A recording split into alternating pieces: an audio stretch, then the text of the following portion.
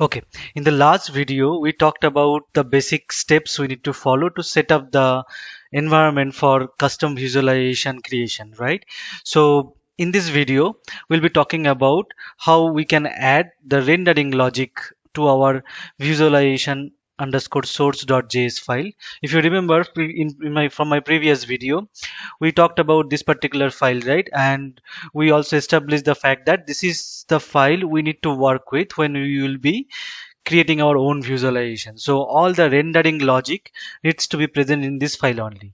Then using npm we'll be building that app, and that will create another file called visualization.js, right? That will be used by Splunk for rendering at the end of the day, right? So so in this particular video, we will be working on mainly on this update view and the format data function to add corresponding logics for the data handling. That means some kind of error handling as well as rendering of that particular image.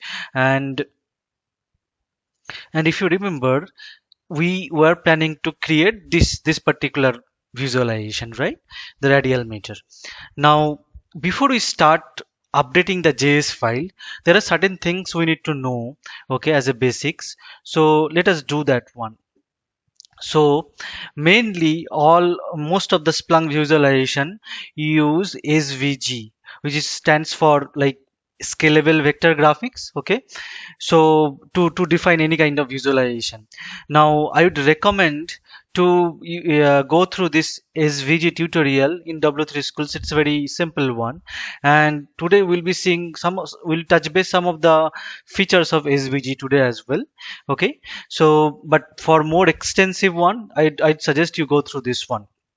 Okay, so as SVG stands for scalable vector graphics. Okay, so it's basically defines a graphics or visualization in XML format. If you see something like this, okay, so now it is W3 recommendation. Okay, now and each and every element of and each and every attribute in SVG can be animated as well.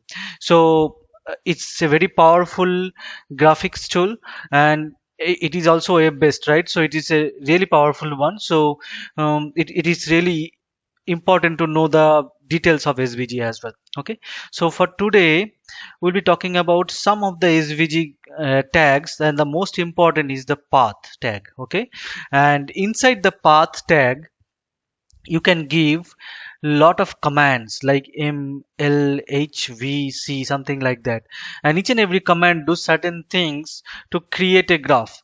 Suppose m means move to, that means move to that particular coordinate. Then l means line to, line, draw a line to that coordinate. Similar kind of stuff it do.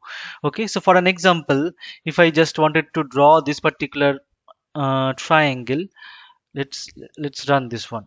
Okay, what it is doing basically, it is, okay, remove that one anyway. So it is basically creating a SVG first. Okay, SVG tag first. Inside the SVG tag, it is creating a path tag. If you see, now it is running certain commands over here. Move to 150.0, that means this is the point 150.0. Then draw a line to 75 comma 200, that means from here to here 75 comma 200. Then to 225 to 200. Okay, so I think it was moving to here. Okay, so first it was moving here, then it was moving to here, then it was moving to here, then ultimately it is coming back to here, because z means the end of the graph.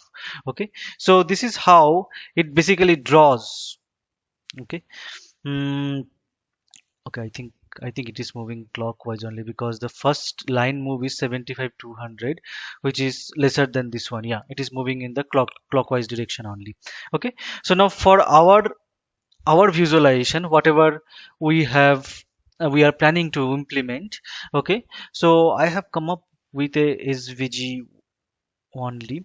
So let us try to build that one. So our SVG width and height will be 220. Okay, and the background color will be white. So I'll just remove this one. Okay, so our background color will be white. Okay, so here my SVG ends. Okay, now the first thing is under SVG there is a tag called G, which basically stands for group. So if you want to apply a particular feature or particular attribute to all the certain list of tags, you can use this G tag to achieve that. Okay, so G, the transform means either, so for a graphics, right, transform means like either we can move that particular graphics to some other point, right, or we can rotate it. So transforms actually apply transformation on the graphic. Okay, here we are just using the translate function to move it to 110 to 110, this coordinate. That means height by 2 and width by 2. Okay, so G is ending over here, so this is my whole G section. Now inside G we'll be creating a path. Okay, copy. So this path is actually the I got this coordinate from somewhere else. I will be explaining that how I got this particular coordinate when we will be coding the JS file using d3.js. Okay, so it is not like I have chosen it randomly. Okay, so now if you see, if I just run it over here, it's creating this light gray graph, right? That means the outer portion, the inside of the graph, right? Now we have to fill this one with this red color graph, right? So that means I have to define another path like this, right? And if you see this path, it is, I am actually running from lot of commands, m, l, something like that. And if you are not giving l after m, you are giving comma separated coordinates, it's by default check take it as a l. Okay, so that's the logic. Now let's move on. Let's create the second path. Okay, now I'll give the color, any color you can choose. I'll give red as we are discussing red only. Okay, now if you see, it has created this particular red portion over there. So when we'll be implementing in JavaScript, right, we'll be doing the same stuff over there but using a JavaScript. Okay, now path we have done that. Okay, so okay, I think path I have to complete it over here. Okay, now we have to create this particular text 60, right? So there is a element called text in SVG. Okay, so that we can use it. So this is our text element. Okay, so after path will be text element. So we can mention like where the text should be, what will be the color of the text. Okay, I'll give red only. Okay, and if you want to move that text to somewhere or rotate that text, anything you can do is using this transform command or attribute. Okay, so this is how the whole visualization I am able to render without using any kind of JavaScript, right? It is just the SVG code we have written. Now we will transfer this SVG code into JavaScript code, okay, using the D3 chart. So in that way we will see this complex coordinate calculations. It is very easy to handle in D3. That's why we'll be using D3 over there. Okay, so now let us move on to our JavaScript level visualization underscore source. Okay, so as I mentioned in my previous video, the rendering code is written in update view, right? So and the format data is actually used to handle certain kind of errors, right? Suppose I am sending null value to this particular visualization, I should not be doing I should not be call update view in that case as well. Okay, so something similar kind of stuff, right? So before we create our update view, okay, we will be creating our format data first. Okay, and if you remember from my previous video, we had a console.log over there, right, to test. Now first we'll see what Splunk is sending to the format data as a data input. Okay, we will have a clear picture what's going on behind. Yes, okay, I'll save it. So as you remember as well, we also did some configurations in our web.conf previously, so that we don't need to restart Splunk again and again when we'll be changing the JavaScript. Only thing is that we need to our browser cache, we need to clear it. Okay, so for that what I will do, we'll clear our browser cache. And when you clear your browser cache, Splunk will be automatically logged off. You need to log in again.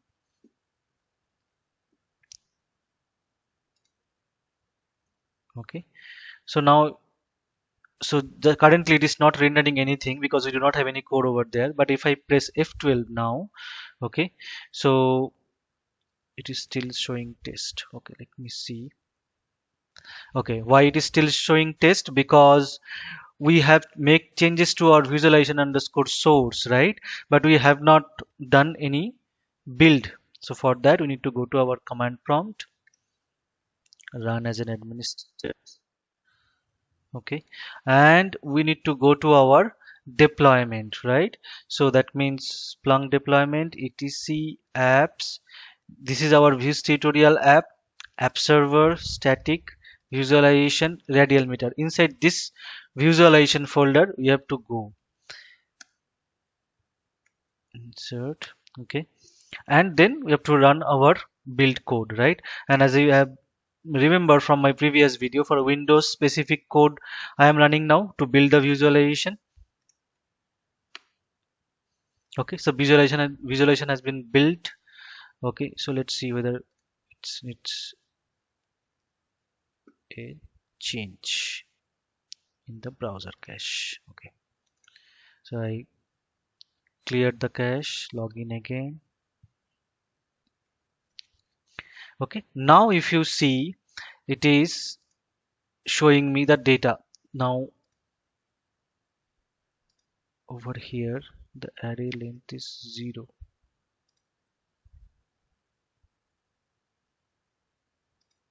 Okay, so data, so if I just click over here, so this is coming from my console.log data, right? This particular code.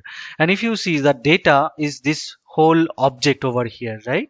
So in data has one attribute called rows. Okay, in that rows one attribute called 0, and 0 also has another attribute called 0.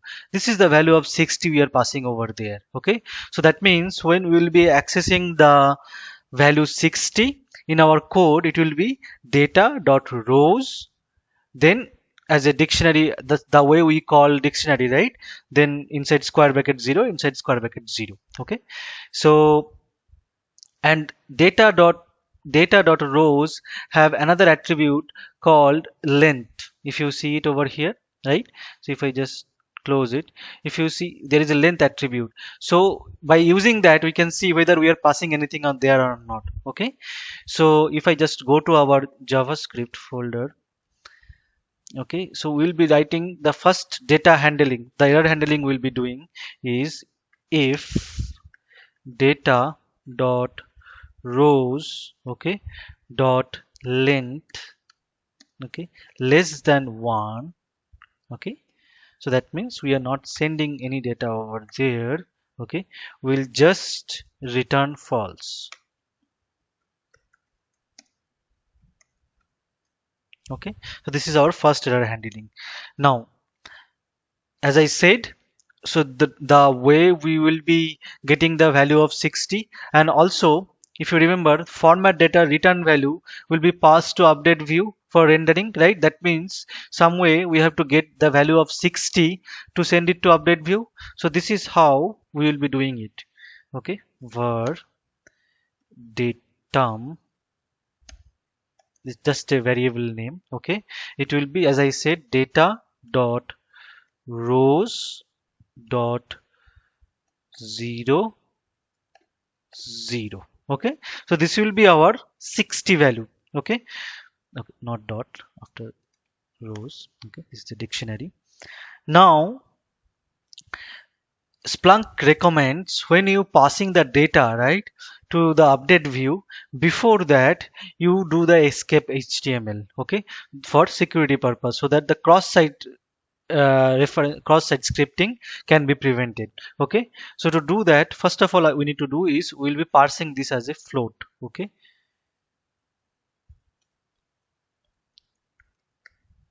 parse float, parse parse float, this guy. Okay, and then that escape HTML is actually defined in Splunk visualization util package. Okay, now if you want to see the documentation of it, okay, so I'll just keep this one, I'll see it over here.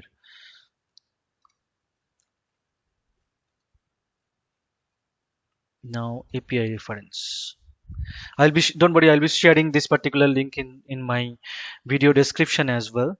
Okay, so in the API reference, if I just search for escape HTML, okay, so the escape HTML is used before adding any string to the DOM, pass them through this Splunk visualization util function.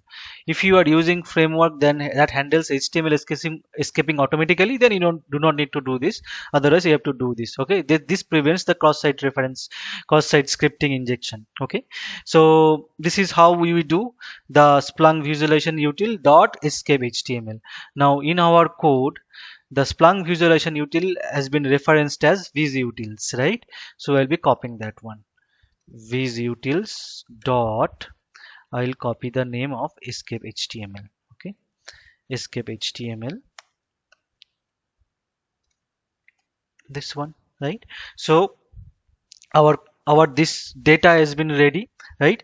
Now it may happen that you are sending not a number, it's a string value, right? So that also you can handle it using this underscore. If you remember, we also reference the underscore JavaScript library, right? Now if you see the documentation for underscore, right?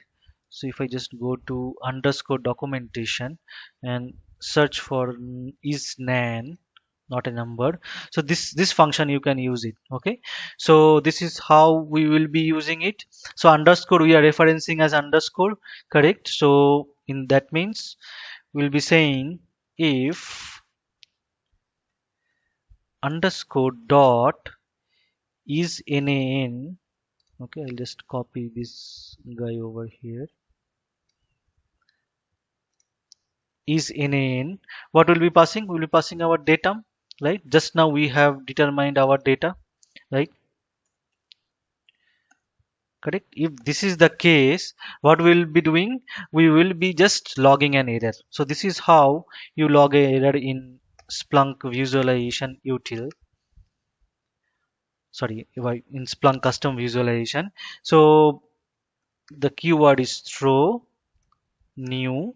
So Splunk visualization base implements a default visualization error that you can use it. Okay, so I'll be copying the Splunk visualization base here. Splunk visualization base dot visualization error, visualization error. Okay, and over there you can just mention some string like this Viz is only supports number. Okay, something, some statements over there. Okay, so our format data is ready. Okay, so what we have done over here, we just handle some kind of errors, right? Now format data has to return something. The return will be our this datum value, correct? Now this datum value will be passed, that means our value of 60 here. Okay, so for simplicity purpose I will write 60 here. Okay, for this our case. So for this 60 will be passed as a data in our update view function, right? Now this update view will draw that particular graph which will be which will be drawing using SVG. Just few seconds back we have seen, right? So let us do that one. So this is how you create an SVG. Okay, now we'll be using D3 over here. That means we have to refer D3 and we have to include D3 over here as well. So it will be D3. And if you remember, this should be the, if I just go to radial meter node modules, this should be the folder name. Okay, now as we have referenced it over here, we have to give a reference variable name over here as well. I'll be giving D3 here. Okay, so this is how we are referencing D3. Now to create an SVG, right? So that means this guy. Now I'm going back over here to into my trite editor, right? So first we have to create this SVG tag, right? So this is how we do it. Okay, so we'll be saying for SVG, okay, equals to D3. Okay, now this SVG tag you will be is SVG you will be attaching to this DOM. DOM means I am talking about this particular area, right? So that you can draw this graph over there. So that means you have to select that particular area over there.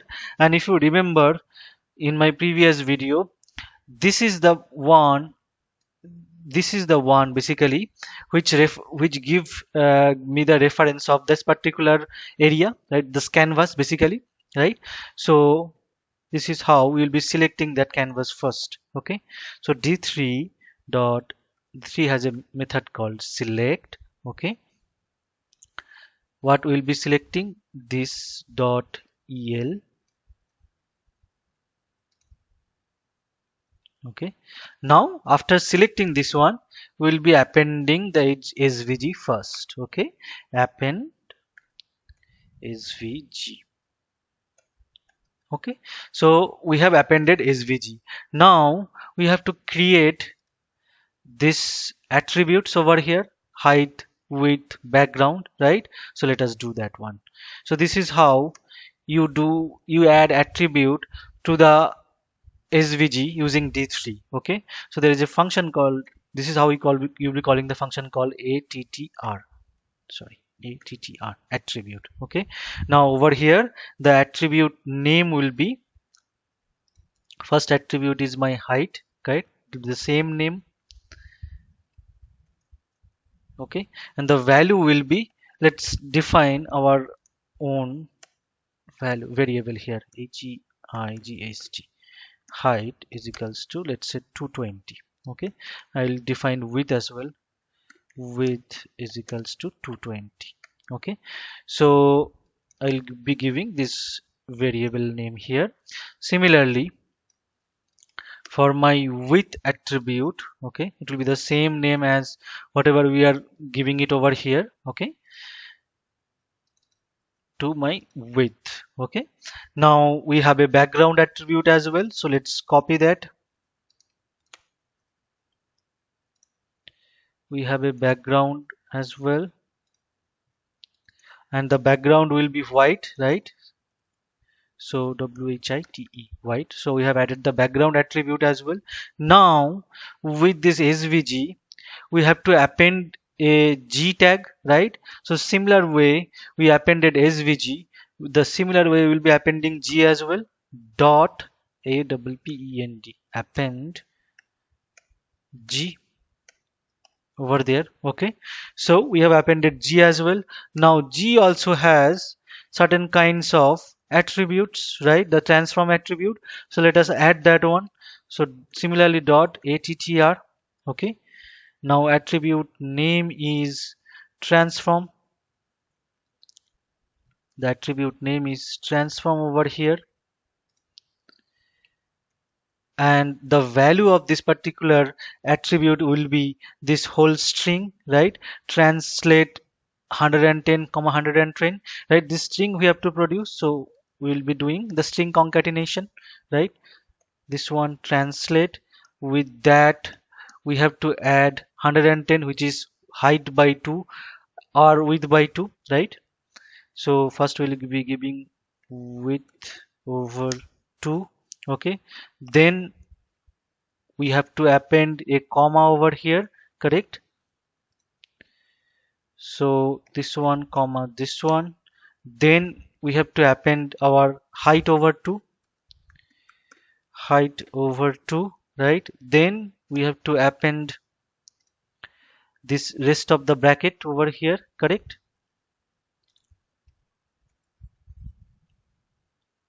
So our transform attribute is ready. Okay, so we did till this point over here, right?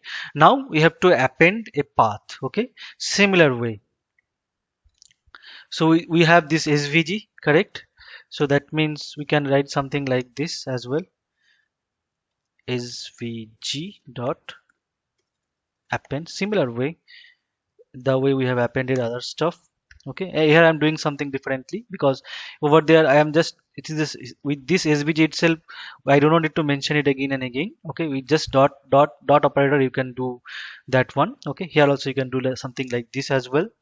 So I am be appending path, right? So now this path will have certain kinds of attributes. If you see it over here, right, first the main attribute is the d attribute and the fill. So here the svg way of rendering it and the d3 way of determining these coordinates will be changing. Okay, here is the change point.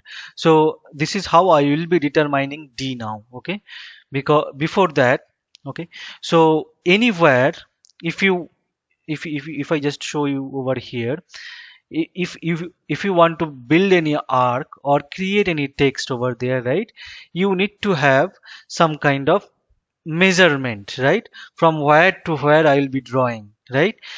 So that measurement you need to define it first in D3, right? And if you see it over here, we not only have a light gray curve, we have a red color curve as well. Okay, so that means the measurement, that means the angle, starting angle, ending angle for this light gray curve will be different from the starting angle and ending angle of the red curve, right? Specifically the starting angle will be same, only the ending and angle will be changing for them too. Okay, so for that, first thing you need to do is in the path element you have to append the data. Okay, so before I do that one, okay, so let us define this one. So whatever we have discussed now, let us define that one in D3. Okay, then we'll again come back to path. Okay, so that we have to do it here. So the in D3 we have two concepts called scale and arc. Okay, now if I just go over here, JavaScript, D3 in depth. This is a really good website to learn D3. Okay, and I'll be sharing this link as well over in my video description. So if you see, this is the scale function. So what it does basically, so it work as a function basically, as you are seeing it over here, right? That means a function has a domain and a range. So what in mathematics, what a function do, it's basically map some element from a domain to some element to its range, right? So suppose this guy over here, for this particular scale I am determining domain as 0 to 10, right? That means it will accept any value from 0 to 10 range. Okay, and the output range will be 0 to 600. That means it will produce some values within this range 0 to 600. And now the scale type is linear scale. There could be other type of scale we can define in D3. Okay, now when there is a linear scale, that means there is a, it just a simple proportion. That means if you see the 10, 60, 600, that means it is just we are multiplying with 60, right? So if you give some value in between that, that means let's say 2, the output will be 120. 3, the output will be 180. Okay, so this is how the scale function works. Now we will be using this same scale function to define the range of our graph. Okay, that means I'll be giving any number over here, right? And based on that number, it should give me the starting angle and ending angle. Okay, so let us define our scale first. So var scale equals to d3 dot scale dot, as I'll be doing the linear scale only, linear. Okay, so this is how we have defined our scale.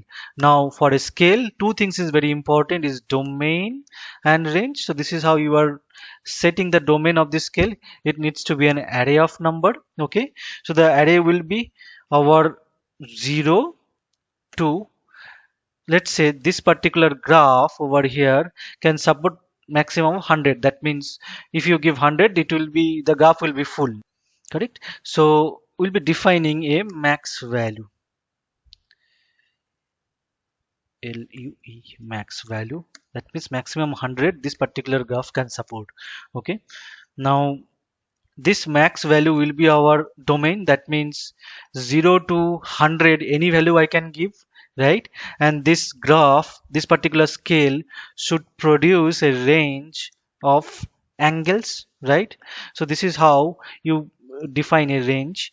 This is again will be an array. Okay, for the lower one it will be, if I just do a rough estimation over here, it is 3/4 of pi, that means minus 3/4 of pi to plus 3/4 of pi for the full graph, right? So we'll be saying minus, so this is how you access pi math dot pi, okay, asterisk 0.75. So this will be our lowest range, and our highest range will be plus math dot pi into 0.75. Okay, now in D3 scale there is another option called clamp. Okay, so if I just go to the documentation and if I just search for clamping over here. Okay, so clamping means, suppose you are inputting a range which is outside of this domain. Let's say over here they have defined 0 to 10 and is a range, and 0 to 100 as a 0 to 10 as a domain, and 0 to 100 as a range, right? So if I just give 20 to this one, okay, if clamping is false it will give you 200, okay, which we do not want. We want to be inside our range only. So in this case we'll be giving clamping equals to true. Okay, clamp true. Okay, so this is how we have defined our scale. Now we will be defined our arc. Okay, so similar way we'll be defining a function. Now we have defined our scale, that means we know what to get when we will be passing some value. At least we'll be getting the initial angle, right? Now we have to create a arc, right? And now why we have to create the arc? Because we want to generate this particular coordinate points. Okay, for that reason we need to create a arc. So this is how we will be doing that one. Arc is equals to d3.svg.arc. Okay, so this is how you define a arc which will be used to generate those points. Okay, now arc has two important properties called start angle and end angle, and inner radius and outer radius. Okay, so if I just go to d3 in depth over there, okay, just d3 in depth home page, so there are shapes. If you go to shapes, so there are a lot of shapes related things over here. One is this SVG arc, and the arc is required start angle, end angle, inner radius and outer radius, okay, which will be defining it. So the first property will be our start angle, right? So this property, how we will be setting it up, we will be calling this scale function, right? And if you remember from this particular graph, for both my light gray graph, that means the inside graph and the overlay graph, start angle is same. That means I'll just pass 0 over here, that means minus 3/4 of pi, right? So that is what we'll be doing it over here. Now this is another feature you should remember. Over here not only you can give some values, you can create a function over here as well, okay, which will return something. So you shall say function. Okay, the function will have some input d, okay, and the function will be returning, okay, the function will be return scale, okay, and we'll be calling the scale. If you see over here, scale is an object, right? So we can call this one using this value of 0. Okay, that means it will give me minus pi, minus 3/4 of pi. Okay, so similarly, so over here we are just defining the arc object again. So for end angle, okay, so there is another attribute called end angle over here, right? So end angle, it will be, now end angle will be different for the light gray and red curve. So it should be like my output of whatever value I am sending it, right? If I send 100, it will give me plus 3/4 of pi. If I send 60, it will give me this guy, right? As we have defined our scale, so we will be passing that value over there. It will be scale D. Whatever value we are sending, we will get that corresponding that angle. Okay, so we have defined our arc. We have two more properties left called inner radius and outer radius, right? So dot inner radius, we will be just hard coding this one. We'll say inner radius 70 and outer radius 85. Okay, now dot outer radius. Okay, so outer radius will be 85. Okay, so we have defined our arc here. Now again, if I it's a kind of object, so if I just call it using 100, it will give me n angle something different. If I call it using 60, it will give me the n angle something different, right? So now we are coming back to path again. We have to generate that path D element, right? We have to, if I just go to go over here, we have to generate this element over there, right? So before do that, that means we will be calling this arc function over there. Now arc function requires a argument called D, the data. So this is how you will be attaching our data using datum. Okay, so this is a through this attribute you will be attaching a data to this path element first, and the value will be our 60 over here, whatever we have determined. Now this is coming, this 60 is coming as a data, so I'll be just taking is a inside a datum variable. Okay, equals to data.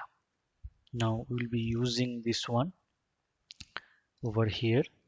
Okay, now second thing, this is where we are generating that particular coordinate points using this one. Okay, so um, so we are inside the path element, right? Now the path element has this attribute called D, right? The similar way we added attribute for other one, attr, right? The attribute name is D. Over here, instead of giving those coordinates, I'll be calling my arc function over here. Okay, and the arc function will automatically take this datum value as an input. Okay, now this is the initial path. If I just see it, this is my light gray. That means over here I will be passing something 100, and other places I'll be passing something 60. Okay, we'll see that one. So this is my arc. Now as the initial arc I will be creating for 100 only, right? So I'll be passing max value over here. Okay, now we have defined the attribute D. Similarly, let us create, so we have created the light gray curve. Now we have to create this red curve. So similarly, svg.append path. Okay,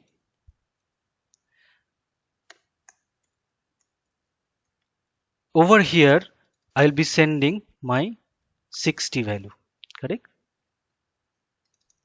Here, and path has another attribute called fill. Okay, so let us do that one.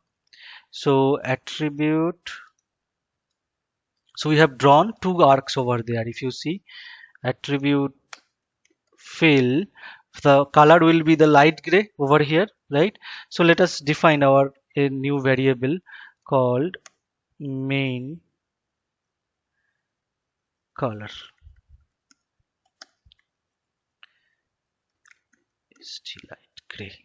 Okay, so I'll be passing this one here, main color. Similarly, for this guy, this attribute will be red, right? So we have created those two graphs, two curves. Now the last thing is we have to do is create this text, right? So similar way we'll be doing it svg dot append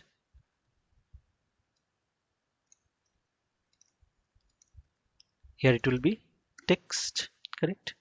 So similar way we can add our attributes as well. So text also requires this value 60 to be passed. So that means I'll be passing our value 60 as well over here. As you remember, datum value is holding my 60, correct? Now text has lot of attributes. So let us copy this one of this attribute string. So the first attribute is our text anchor, right? So we'll copy it. Now text anchor, the value will be this guy middle. We'll copy it. Okay. Similarly, we have a fill as well. We'll copy it.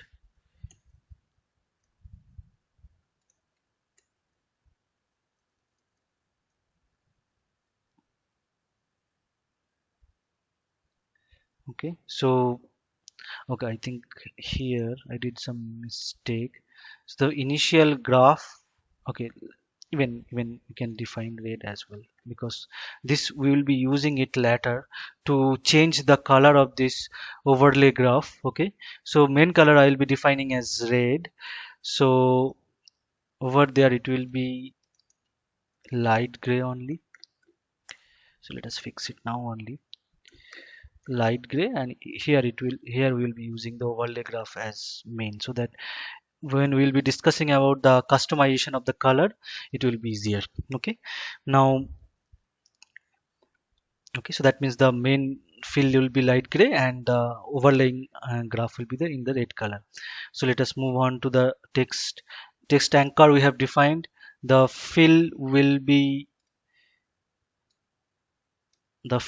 our main color itself, correct? Red. Any other attributes we have a transform as well over here, right? So I'll copy this guy over here. So we have a transform as well. So the transform will be 0 to 20, right? So instead of width height, we'll just hard code to 0. We'll just hard code to 20 over here. Okay. So we have defined our text as well. Okay. So almost we are ready. Let us see how it is working first. Okay. So to check it out, we'll be first doing the build, right? So we will be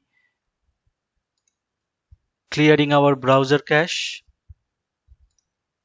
Okay, let us Splunk restart completes. Okay, now if you see it over here, it is printing this graph. Okay, somewhere it is not printing the text. Somewhere it is not printing the text. Let me see what's going on over there. Okay, I have missed the most important attributes of text is over here inside this to text tag. You have to pass the 60, right? We have not passed it as well. So this is how you will be passing the 60 value. Okay, so there is attribute called .text. Okay, so this text will convert it to float, and then we'll just pass it. So that's why I'm just defining this particular function d. Okay, this function will just convert this value of 60 to return parse float d over there.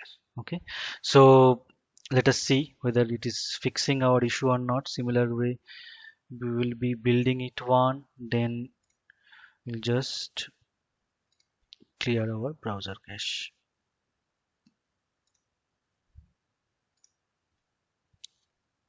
Closing this window. Okay, so now it is coming up. Okay, so this is how we have just built this one. And if you see these two lines are coming, it is coming from the initialize from this initialize one. Okay, so you can remove this one as well, or you can keep this one or give some meaningful text over there as well. So I'll just keep this one as of now. Okay, so we just implemented the logic, basic logic to render this particular graph. Okay, now in next video we'll see how we can apply CSS on it. Okay, and how we can create this particular format menus and all. Okay, see you in next video.